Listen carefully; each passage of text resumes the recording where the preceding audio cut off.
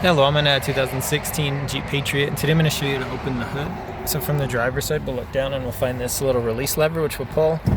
That should pop and release the hood. So from here, we'll go up to the front. You should see the hood slightly loose now. But from here, just reach in here and you should find a lever. So it's right here, we're going to push and lift.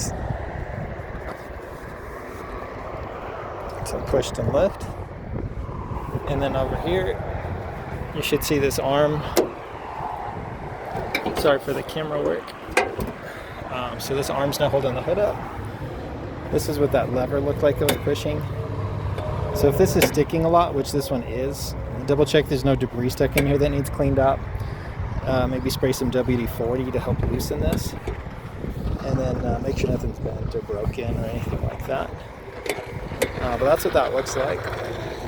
That's what the top looks like it was hooked onto. And I double check too that the hood's in proper alignment, because if it's crooked that could also cause issues.